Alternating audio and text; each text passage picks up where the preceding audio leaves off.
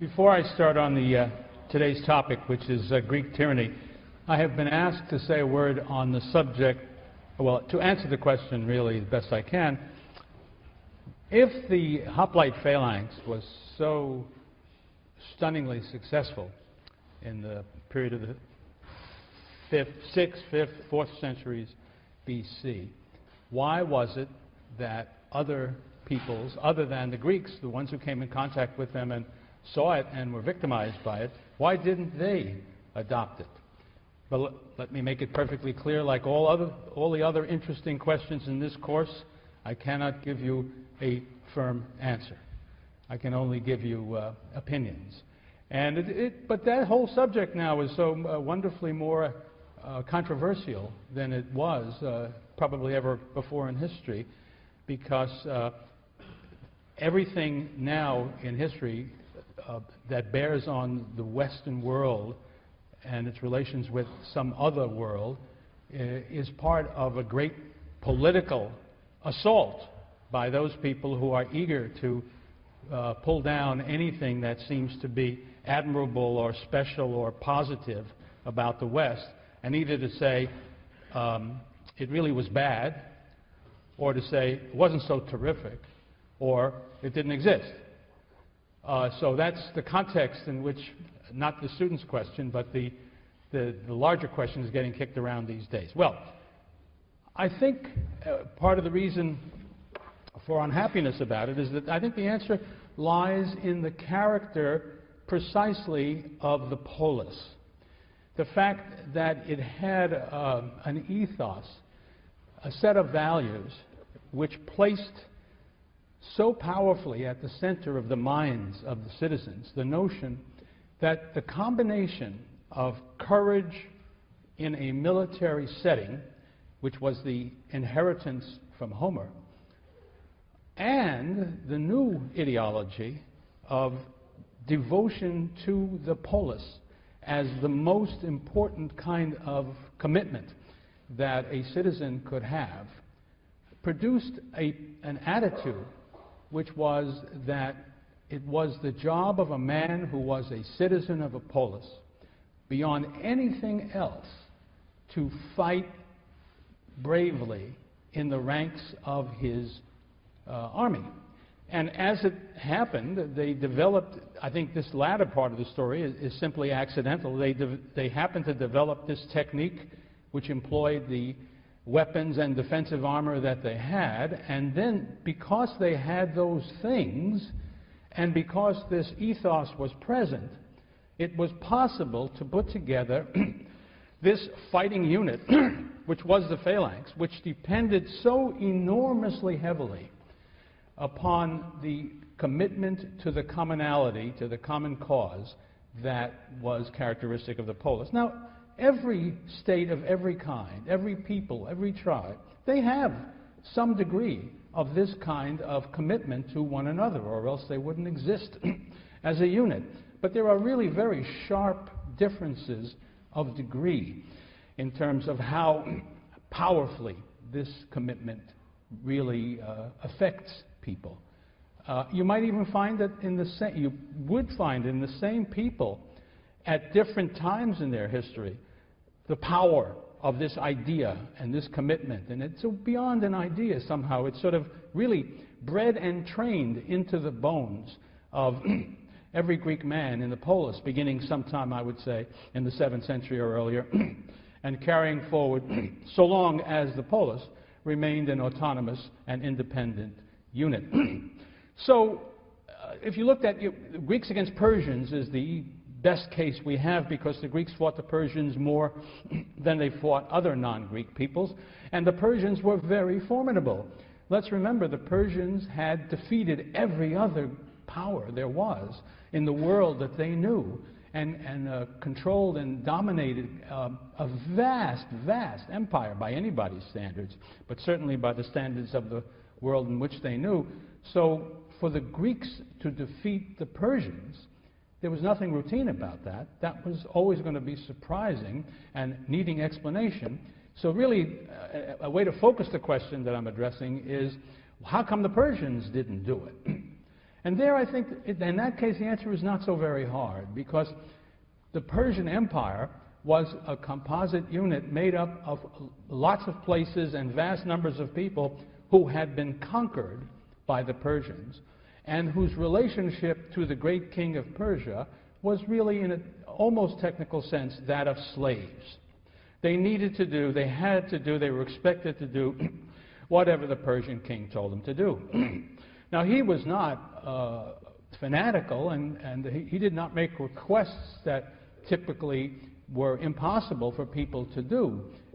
In fact, the Persian rule over their conquered peoples was in many ways easier and more generous and less intrusive than other peoples. For instance, in the realm of religion, the Persians did not bother, didn't interfere with people's exercise of religion. Those of you who have read a book called the Old Testament will remember that the Persians show up at important places, and they get treated very nicely. There's a bad Persian or two here or there, but he gets put down. But the Persians were among the people who treated the Jews very well, because they didn't care what the Jews did in their religious life, so long as they did the two important and essential things that the Persians required, which was you had to do military service for the king at his demand, and you had to pay taxes. If you did those things and made no trouble, that's all you had to worry about from the Persians. Well, okay, why didn't the Persians then adopt it? Because the greater part of their army wasn't Persian, even. So the kinds of allegiance that's necessary for this kind of fighting wasn't motivated by most of these people. A second reason was the Persians themselves and their Aryan allies, the Medes, had achieved their success militarily as cavalrymen. And that was their nature.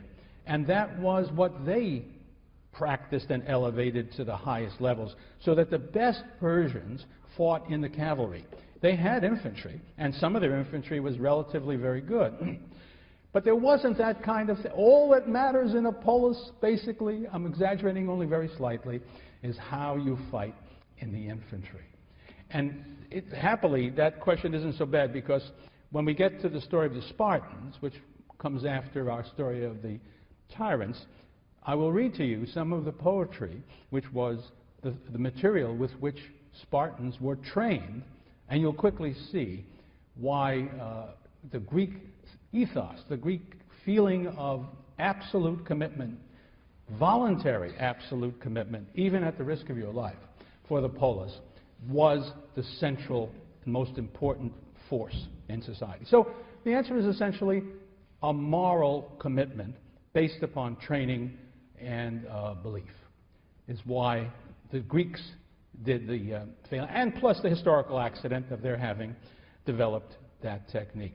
It should be pointed out that there were peoples in the ancient Near East, before the Greeks ever came to be anything, who had closely ordered, armed infantry soldiers. The Assyrians are a very good example. But if you examine Assyrian fighting, it's not quite the same thing as the Greek fighting. And if I knew more about Assyrian fighting, I might be able to say still more. I don't know how much is actually known in detail. But there was obviously an element in the Greek story which went beyond merely equipment and order and so on. It had to do with what was in their heads. And I think, you know, if you know about warfare in the modern world even, right today, so much of what determines whether armies succeed or fail in their missions has to do with what's in their head. Every army, I think, let's say every good army even, is good at certain things. And they are trained, and their culture prepares them, if they are successful, to do certain kinds of things. If you take them and make them fight in a different way, until they are able to make an adjustment, which is sometimes never, they can't fight with that same skill. And so there is a very close union, I would say, and I'll come back in a moment to say a smarter guy than I said it long ago.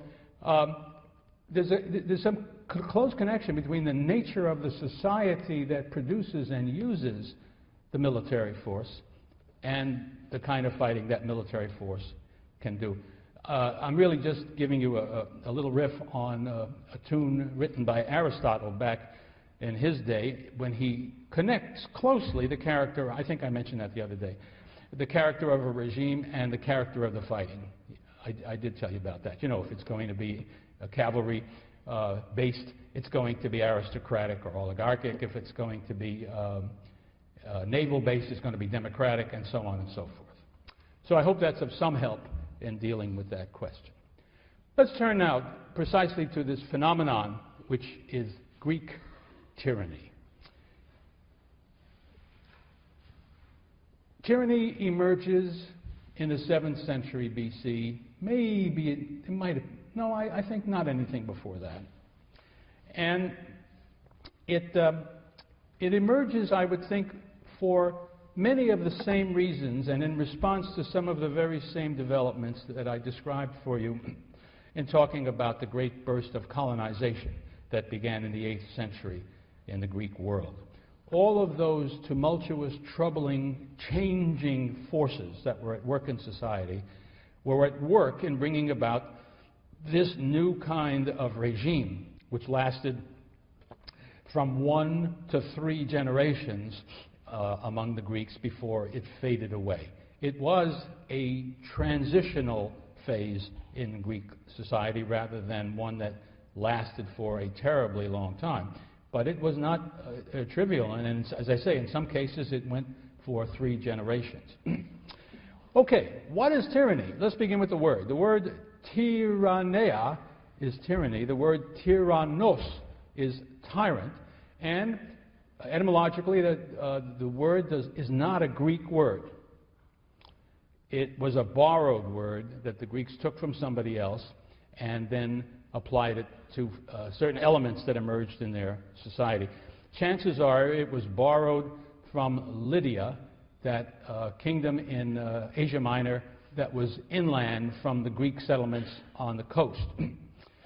And the first Lydian king of whom we hear that could fit as the first tyrant from Greek perspective was a man called Gyges, G-Y-G-E-S, who ruled in Lydia for something like the years 685 to 657, something like that.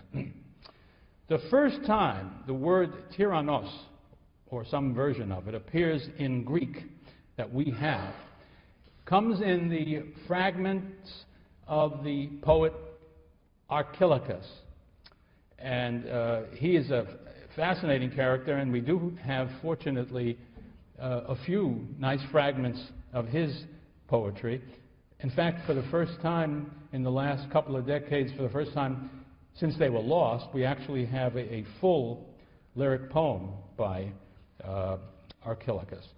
But in any case, he has this bit of poetry that is preserved in a late writer's collection, which says, "I don't care for the wealth of golden Gyges, nor have I ever envied him. I am not jealous of the works of the gods, and I have no desire for lofty tyranny." This is where the word tyranny comes into the picture. And even in that small collection of words, you get some idea of what the Greeks meant by tyranny. They were talking about tremendous power from their perspective. And it's golden Gyges. And that's not an accident. They mean wealthy Gyges. Tyrants are people who have lots of wealth and lots of power. And they also rule.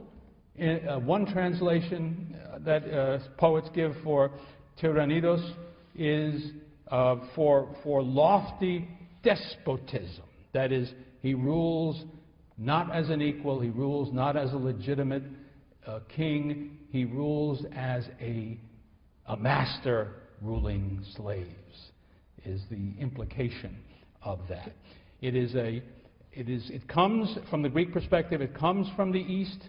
It is not native Greek.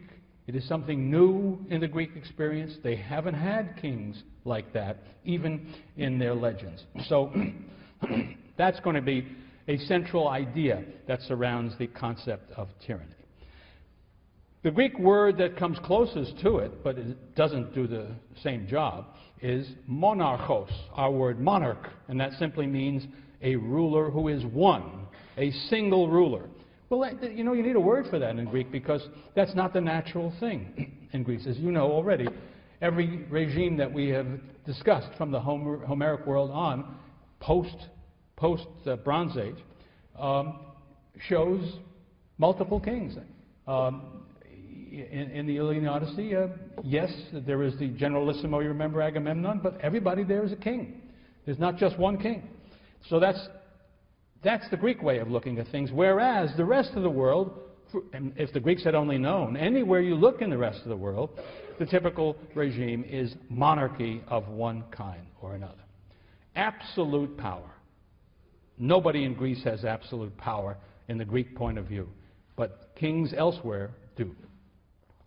But there's another sense that attaches for the Greeks to the word tyrannos, or tyrannia, and that is that the power is not legitimately acquired.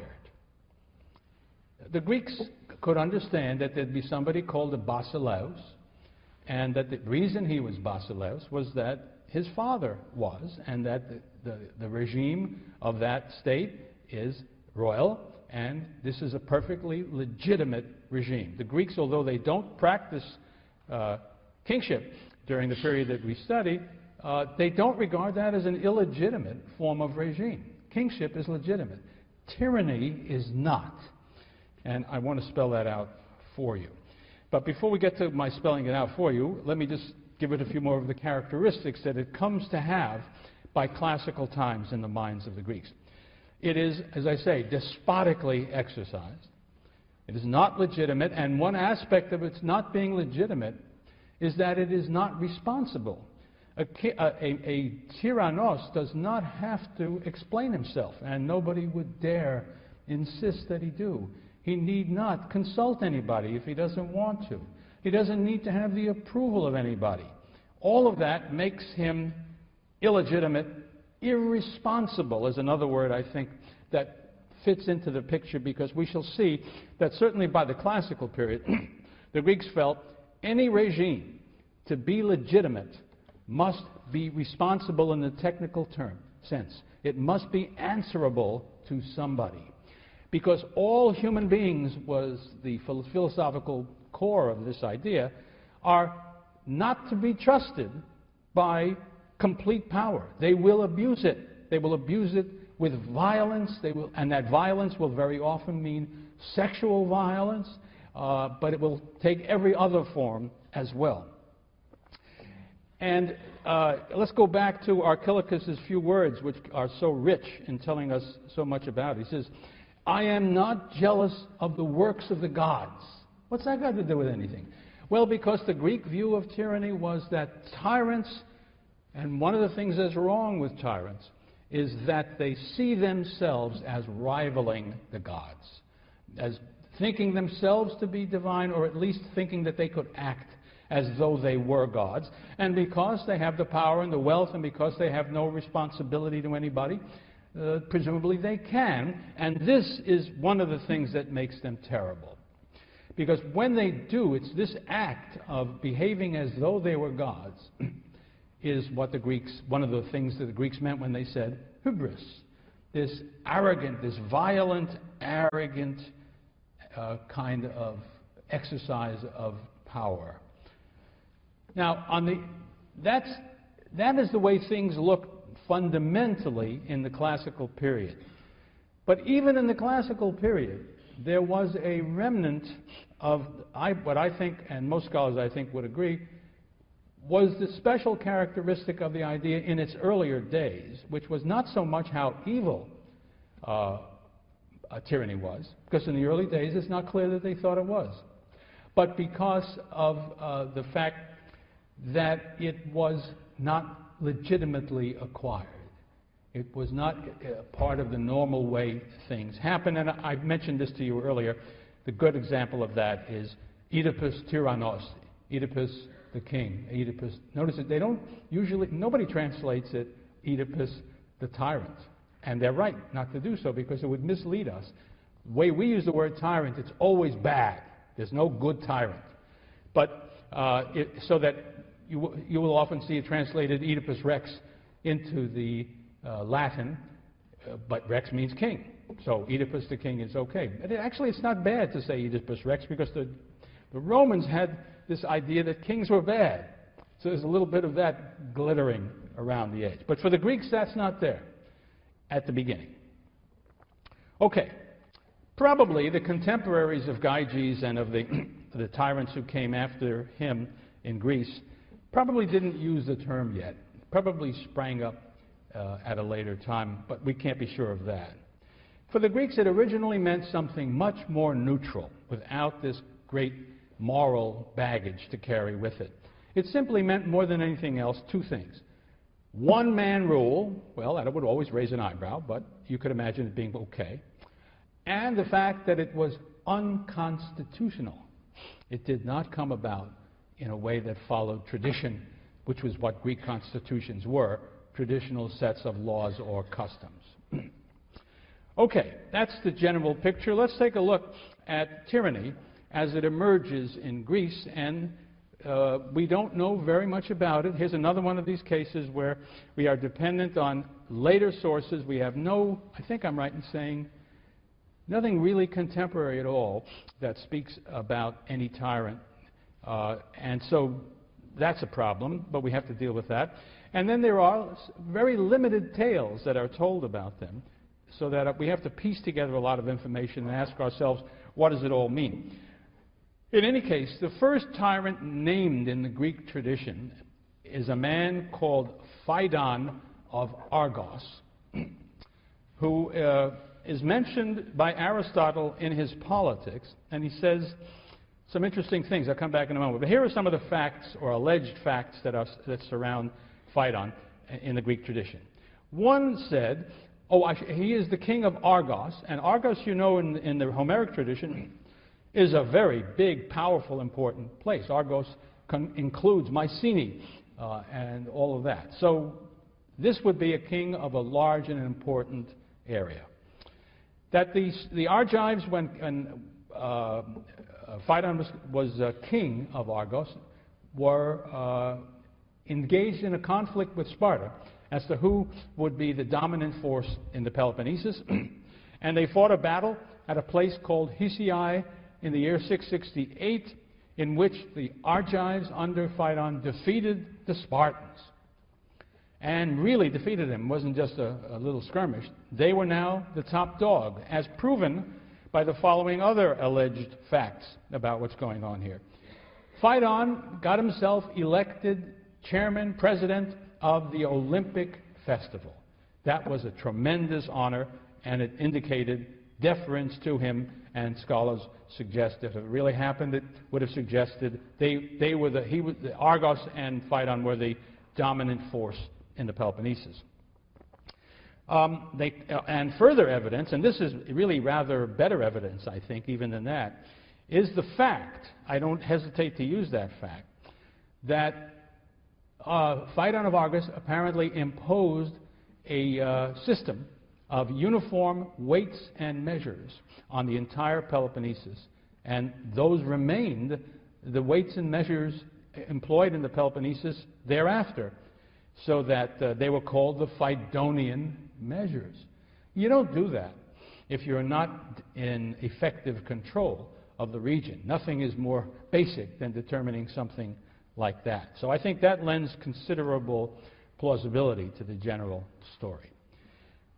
It is also said that he was a leader of the army, which was a hoplite army, and that his success depended upon his successful leadership of the hoplite army.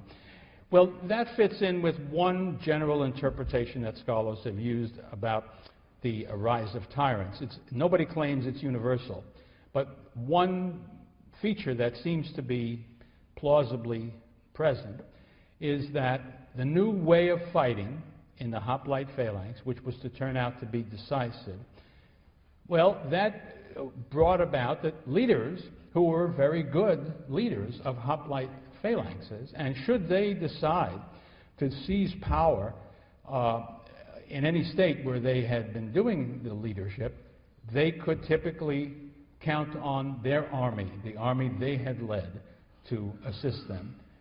All of which makes obvious sense. If you're going to get the best fighting force around and they like you and you're popular and you want to be a boss, that's your best shot.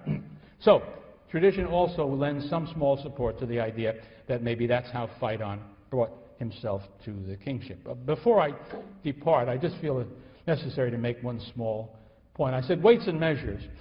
There are elements in the ancient tradition that also say that Phaidon was the first man, I want to put it very carefully and literally because it's all part of the argument. He was the first man to strike silver coins on the island of Aegina. Coins have not been present in Greece prior to this time. And the most well-informed and professionally skilled and capable people, and almost everybody who studies the subject, says this is false. There were no coins in the Greek world yet, and there aren't going to be any for a very long time afterwards. So this is merely a myth. I'm sorry to say that in spite of the fact that I am not an expert, a numismatist, and everybody's against me, they're all wrong. And I won't put you through the pain of listening to the argument, but just keep in the back of your mind, one day somebody's going to find hard evidence that I'm absolutely right about this. And so then you can tweak and say, aha, because that's it. But right now, no sensible person has any credit in the field at all, believes me. There are about 2 or 3 people maybe. That's about it. Okay. Another very interesting, important element about Phaidon, Aristotle tells us he was a king who became a tyrant. And by now you know the Greek words. He was basileus, who became tyrannos. Now, how do you do that? You would think if a man was king, and that implies legitimacy, how do you become an illegitimate thing like a tyrant? And we can only speculate. But I think what we've learned already about the early Greek kings in those towns that had any was that they were Homeric kings. They were not really monarchs. They were not really powerful rulers. They did not simply dominate everybody and give orders. They were maybe the most striking or the best connected or the best descended of a bunch of noblemen who were roughly equal. Well, if we imagine that's the way Phaidon began, and then, I'm just making up the story, you understand, then he himself led the Argive phalanx to these tremendous successes, defeating the Spartans, establishing Argos as the president of the Olympic Games, giving weights, measures, and heaven help us, maybe coins, to the people of the Peloponnesus, and then began to act as though he really was the boss because he could. And people recognized that and said, you know, he's not just king anymore. He has made himself a tyrannos. Something like that would make sense of Aristotle's statement. Now, this raises the question, which is to be raised whenever we think about tyrants coming to power in Greece. Okay, he wants to be king, he's popular and all those things, but what does it take? Well, it takes military force because there are people who are going to resist. And so I would suggest, again, nothing original about this, that the positive connection with the hoplite army now emerging in these states has to be part of the story. Why would these hoplites support a tyranny? It doesn't really accord with their own long-range interests or the autonomy and the independence that are so clearly a part of what it is to be a hoplite farmer. Well, I think the best answer would be that that's what had to be done to break the monopoly of power and influence of the old aristocracy, which would have been presumably resisting the changes in society that were part of that hoplite uprising, that development of hoplites, the movement towards a hoplite community. And so they joined with a leader who had what it took to make it work and to destroy the power of the aristocracy and to create a new kind of state with a new kind of constitution. But the first step would have been a tyranny, because that's the way they got to where they had to go in the first instance. Now, this is easy to connect, again, theoretically, because we just don't have the kind of hard evidence that would make it possible to be sure. To join this hoplite development with other changes that are occurring in society, and that is to say, the economic change that means trade is becoming more and more important, and so is simple industry, so that there are now people in society who, by virtue of what they do to make a living, to get ahead, don't fit in to the traditional aristocratic system, who don't have what they want in terms of influence, power, recognition, because there hasn't been a place for such people before, and the people who are in charge are not about to give it away very readily. And so they might very well also assist. Let us imagine the hoplite farmers as being the guys who do the fighting for the most part, but joined and supported by these other elements in society who need a change for the same reason. And that fits rather nicely with where we find the earliest colonies. Argos is a special place, but Argos was, in addition to being a fine agricultural area, it also, from an early time, had commercial activities, so that would be good. But then on top of that, the next three towns I'm going to mention as being very active in colonization, you're familiar with that from our last talk, Corinth, and a little town that I haven't mentioned before, but it's right next to Corinth, and surely was part of the same set of developments that we've described there. A place called Sicyon also has an early tyrannical family. And Megara, which is located, I should say Sicyon is sort of to the south and to the west of Corinth, and Megara is to the north and to the east of Corinth.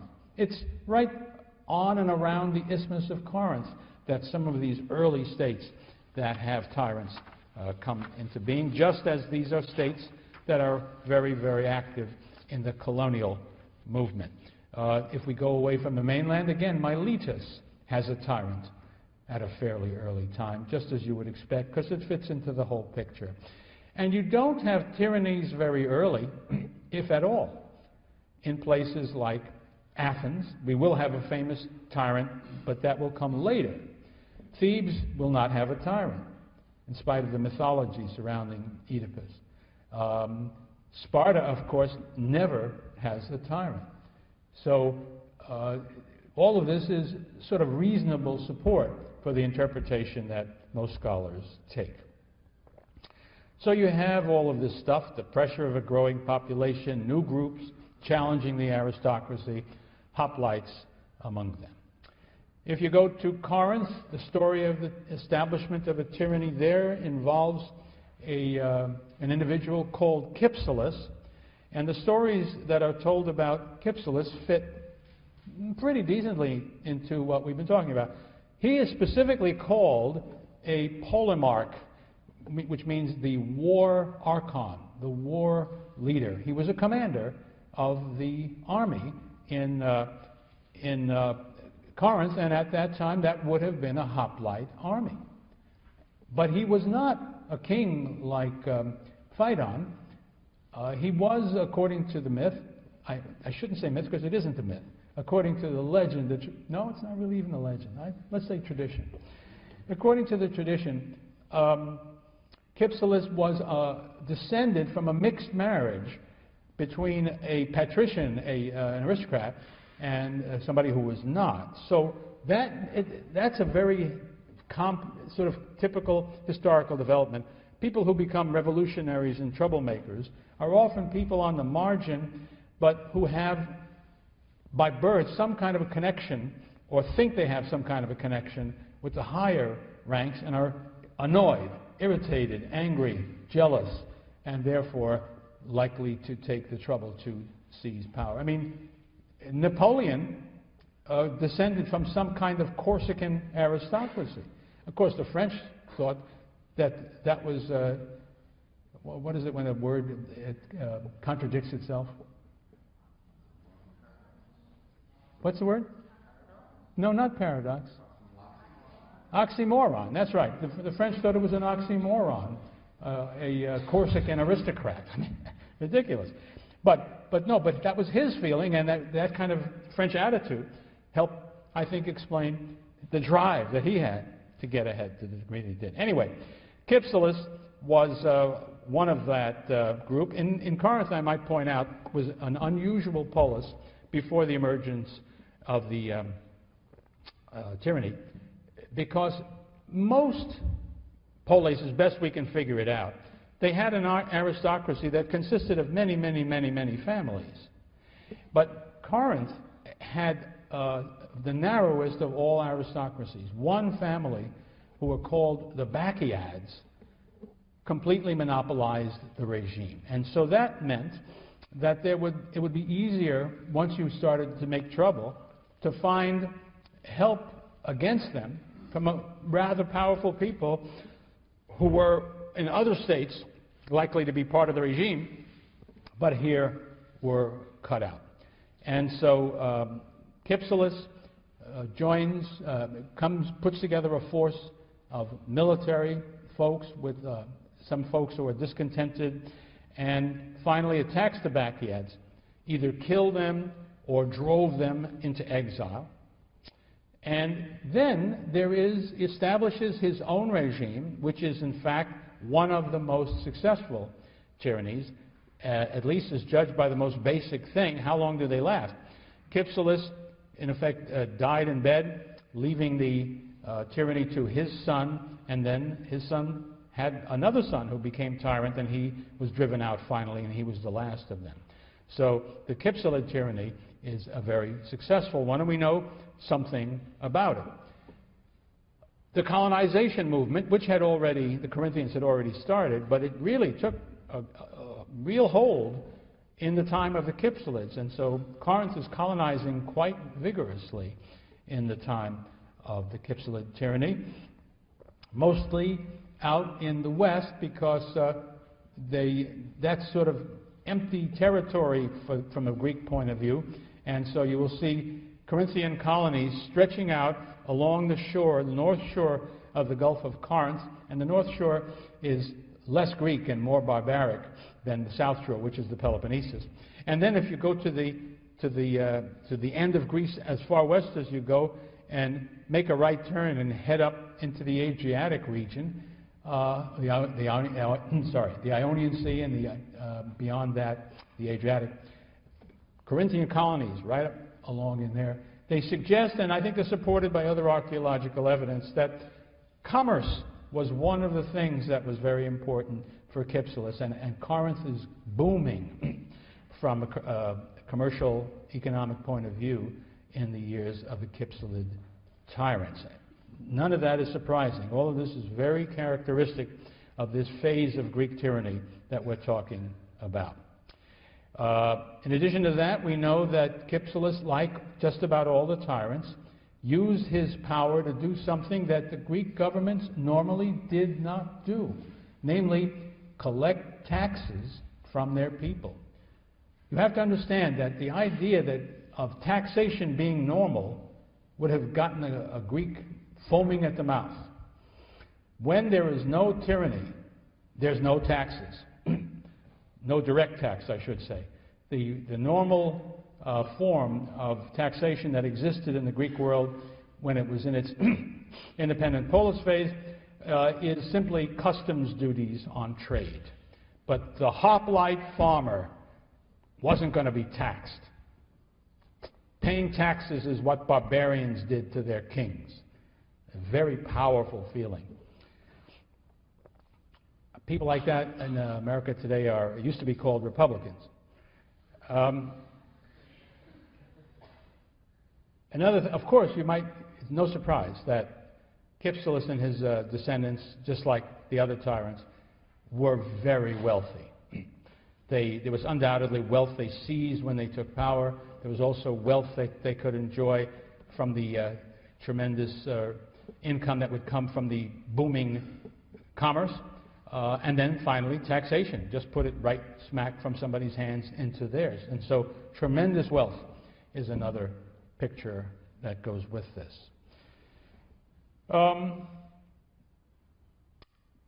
If you go to Sicyon, another element comes into the picture which may or may not have occurred in other tyrannical towns. We do know that it played a role in Sicyon.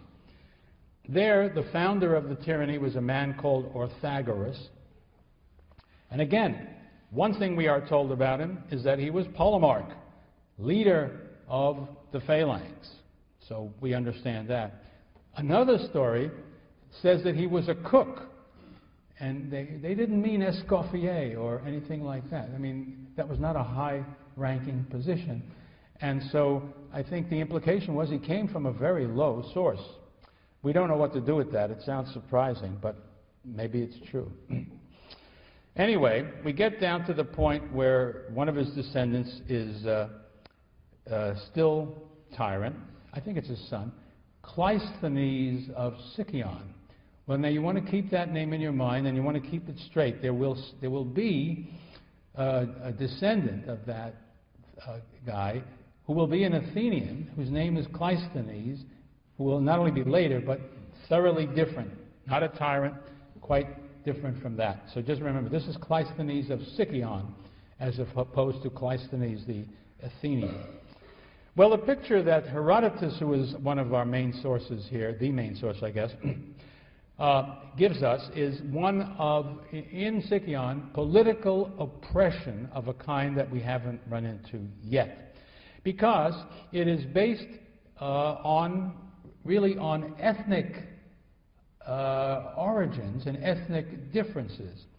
Here we see, I think without any question, a case of the pre-Dorian Greeks have been defeated and conquered by Dorians, and these groups have been kept separate throughout the centuries, and one was top dog and the other was the underdog. So what has happened, obviously, is that part of the tyrants coming to power must have been a reversal of that situation, because the leading forces are anti-Dorian, very powerfully anti-Dorian. They hate Argos, because Argos is, in the Iliad and the Odyssey, the great leader of the Peloponnesians, and the wrong guys. And of course, the Argos in their day is a Dorian city. And you don't have to go back to the Iliad and the Odyssey. Back to the days of Phaedon. The Argives would have ruled Sicyon, presumably, if Phaedon was in charge. Well, they didn't like that. They had achieved, I presume, an overthrow of that. So they're anti-Argos, anti-Dorian, and they introduced changes in the tribes. If you go to any Dorian town in the Greek world, there are 3 tribes. They have the same names in all Dorian towns, and that's the way the world is organized. So what did they do?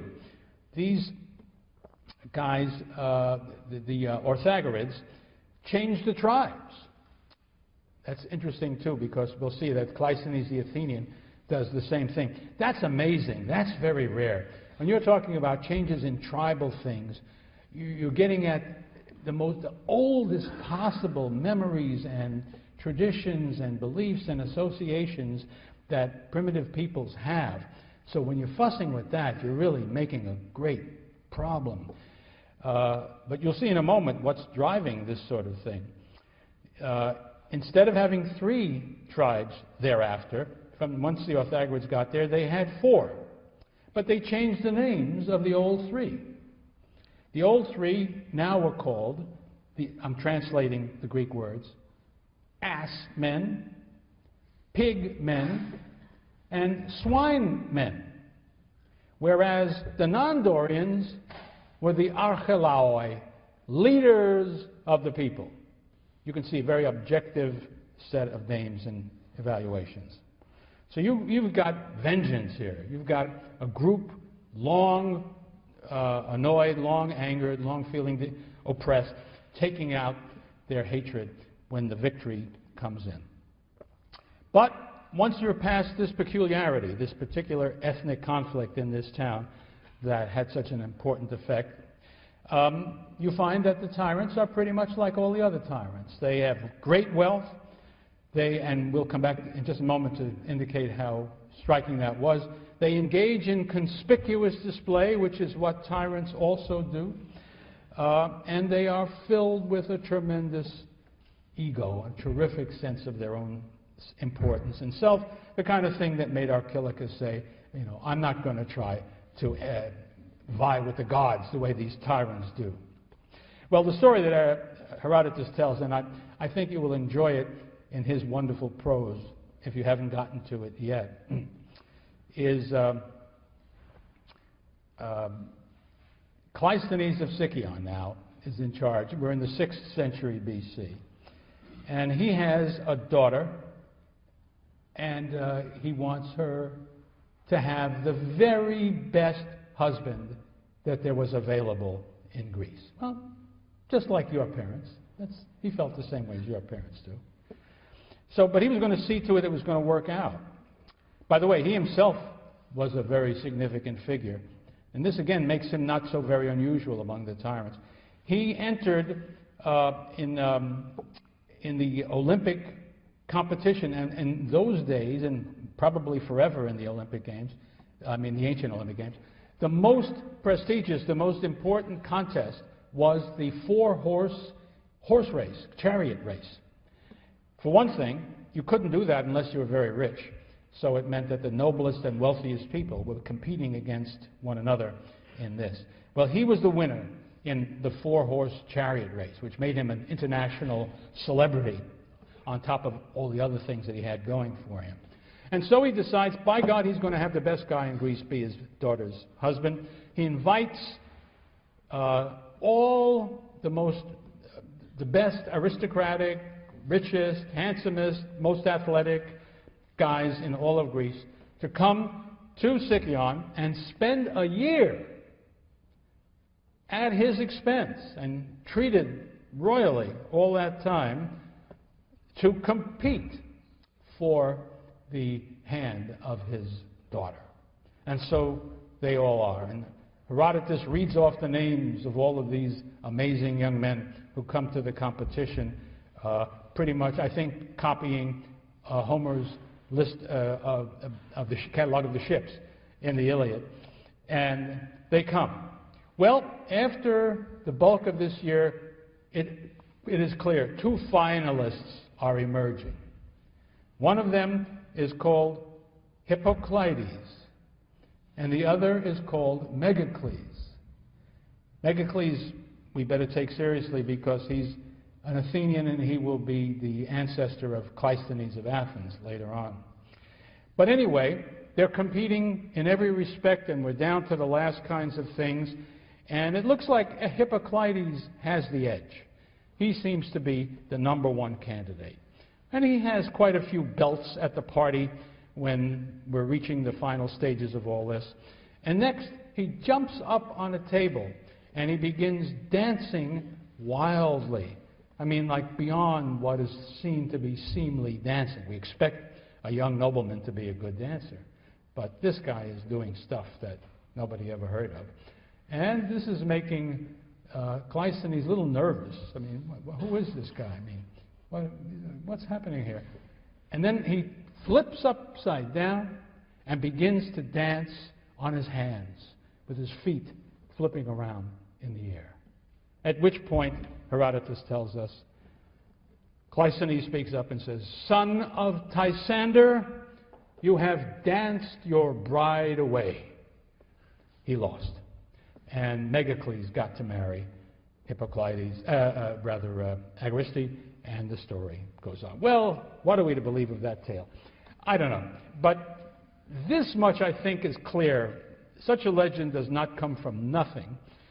The picture is, first of all, of a man who is fabulously wealthy, think of the kind of entertaining he is said to have done. Also, fabulously full of himself.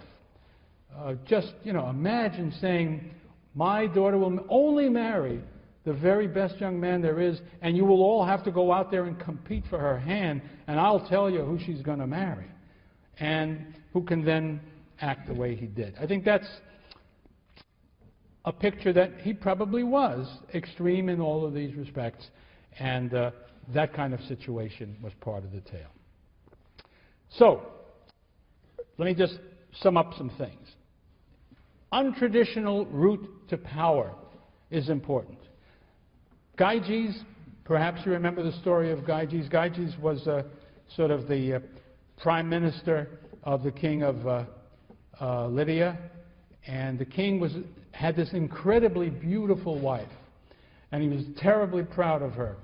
And so he said to Gyges, "You can't believe how gorgeous my wife is." And Gyges says, "Yeah, of course, she's wonderfully beautiful. You can't tell with her clothes on, for God's sake." He says, "Come on, come with me." Gyges says, "No, no, no, please, Your Majesty." He says, "Come with me."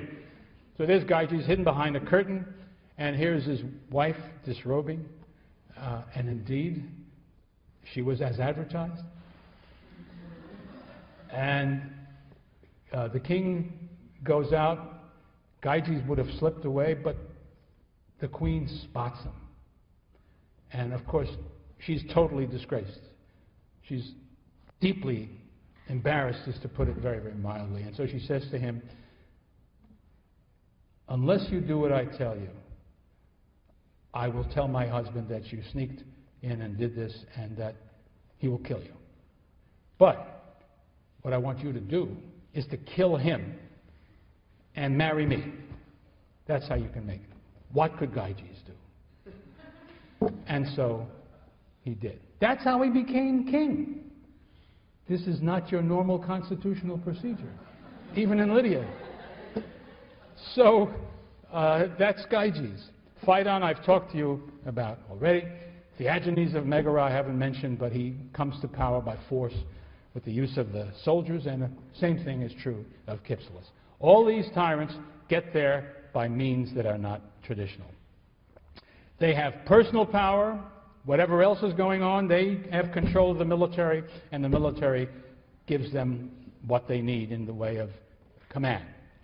They have to have skill. The founder of the dynasty, at least, has to have skill in order to be a soldier. He has to be a good talker to get people to go along with him. He's got to have talent. It's not the easiest thing in the world to do, to overthrow a traditional regime and make yourself the boss. So that he would have had these qualities. But he's got to have support out there from the various elements that I mentioned to you. Prestige from some great deed, whatever it might be, military victory or athletic victory perhaps.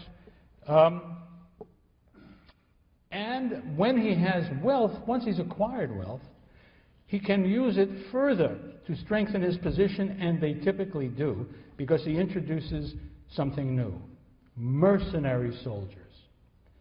It's one thing to seize the power with the help of the hoplites.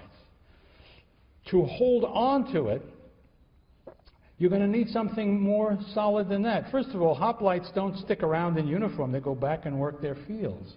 So they're not around to suppress anything that needs to be suppressed most of the time. But beyond that, tyrants grow unpopular. This is one of the great rules of politics in any system. The one question that's in the minds of all people who have anything to do with it, and that is, what have you done for me lately? Any benefit that people might have achieved from the establishment of the tyranny gets to be taken for granted after a while. And then, why is this guy taking taxes from me? Why is he such a big shot and I'm not? That's just going to be inevitable. And so, if you're going to keep your power and keep people down, you can't just rely on the citizen body. And so, tyrants typically hire foreigners to serve as mercenaries for them.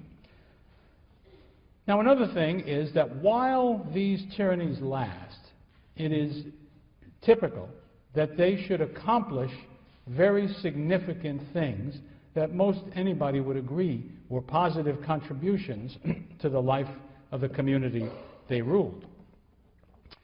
You find economic prosperity is one of the things that is characteristic of these regimes. Diversified economies because they support trade and industry and sometimes even agriculture. The spread of wealth to new groups, because there's much more money around. There are people who don't fit into the old system in which the land was simply dominated by the aristocrats and where there was no other way to make any money or gain any wealth. So all of that is happening. And of course, many of the kings, of the tyrants, foster and engage in colonization, which has all the benefits I mentioned last time as well. Now there's another thing that is characteristic of tyrannies. When they make themselves tyrant, they come to live, whether they did before or not, in what is the major city of that whole polis, the capital, so to speak. It's always been a place that would have a special place. You know, it's where the Acropolis is, and therefore where the worship of the gods takes place. There's worship of the gods everywhere, but that's a special place for them. It was always a special place, but now that becomes the center of the community. And as a result, because where the tyrant is, that's where all the action is, people begin to move into that capital city if they leave the land of their fathers. And some number of them, in fact, do. If you're going to conduct commercial activity, if you're going to conduct factory work, and if you're going to be somehow involved in the various aspects of government and things that have to do with the tyrant, you want to be there. And the tyrants have courts. And so people come to be in the court of the tyrant. So what you have is a kind of urbanization that is characteristic of this period. Well, if you're going to have more people living in this town than ever did before, there's all sorts of things you need. Number one, no question number one, water supply. How do you supply people with enough water to meet their needs when they weren't there before? And the answer is you have to bring water into the city by a variety of ways, any way that you really can. They do aqueducts of a certain kind. They dig wells and have fountains coming from those wells. They build fountain houses to cover those fountains. They bring a water supply. Also, if you're going to have these common places where a lot of people live who didn't live there before, drainage is essential, or else you will have terrible disease breaking out. It's not that they were scientists and knew about germs. It's just that if you know, when there's a lot of people there and there's a lot of water lying around, people seem to die. So you don't have to be a genius for that. There are sewer systems introduced by these tyrants which never existed before. And since they are trying to encourage trade, there was always a place, I shouldn't say there was always, but at some point in the development of the polis, there emerged a kind of central place in the city called the agora, which was a place that people came together for different purposes. It looks like, in the beginning, political meetings of the assembly, for instance, might take place in the agora. It pretty early seemed to have had some religious significance. And then over time, not at the beginning though, but over time, they became commercial centers. If you use the word agora in Greece today, you're talking about a shop, because that's how much that comes to be the thing. But we need to keep in mind that it is a religious center, it becomes a civic center, and it also, of course, was a commercial center as well. And so the agoras come from these tyrannical periods. Public buildings are created by the tyrant for whatever use he needs, but he might be building courthouses, he might be building places for magistrates to stay, things like that. But also, he has a tendency to try to make them very attractive, very impressive, so that people will be impressed with him for having done so. You know the phenomenon. People like to have, now they like to have their name on a building. I'm told they will actually give you millions and millions of dollars to put their name on a building. I'm told there are places where they will even give you lots of money to put their names on bathroom stalls. But only the tyrants in their day would have been rich enough to do the kind of thing we're talking about, including, and this is a very large thing, I believe, temples. The Greeks had been building temples, I'm sure, for a long time, but essentially out of wood. But now, with people having the kind of wealth that were being accumulated by these tyrants, they begin to build them of stone, and where possible, of very fine stone, such as marble. And I think we have to imagine the construction of such a building in an old town like any one of the Greek city-states had. It would have had a tremendous impact. This is something I'd like to pass on to you. When you think about the Greeks, here's one of the places where they're so stunningly different from us that we need to make an imaginative leap to understand what's going on. Remember, this is a world that has got next to no writing. There are some people who know how to write, but it's not part of life. And of course, there's no paper. So I mean, just get all writing out of your life for the most part. But also, there's no movies, there's no television, there's no radio, there's no newspapers. There are very few buildings. Now, suddenly up pops, let's go to Corinth. And suddenly up pops this incredible thing made of stone, a temple to the gods, decorated beautifully, painted typically blue and red and gold, with a big statue of the goddess. And anybody in town can go by and look at that. That would have made a sensational experience. And people would have been talking about it in various elements of detail forever and a day. And they would not forget who it was that constructed that temple. So that's an example of what I'm talking about. Beyond that, the tyrants were patrons of the arts, by which I mean architects, sculptors, painters of this, that, and the other thing, but vase painters as well, potters of a very special kind. But that's not all. Also poets, singers, lyre players, all of those kinds of entertainments which had been monopolized by the aristocracy to the degree they existed at all, would now be more broadly available, and the tyrants took pride in bringing the world's best to their cities and allowing at least some of them to hear and see what was going on. When we get to Athens, I'll be more specific when we have some more specific information about it. So that is all part of a story that would have made the tyrannies much more widely supported and not so easy to knock over as you might think. People would have had many, many reasons for gratitude to the tyrants and would have been very pleased by much of what the tyrants were doing. Of course, the old aristocrats would have been typically very unhappy about everything they were doing because they'd been cut out. But if you go to everybody else, their feelings, I think, would have been mixed. Because first, or I don't know which came first, but they would be impressed and enjoy these positive things. But they would also be troubled by something that was counter to their own traditions and to central elements of their own beliefs and concerns. I keep thinking about those hoplite farmers who have grown to be confident and independent, desired to be autonomous, didn't want to be told what to do, and yet there was somebody who was doing just that. So this is the conflict that there is. And in fact, what we see is a steady decline in the popularity of tyrannies from generation to the generation.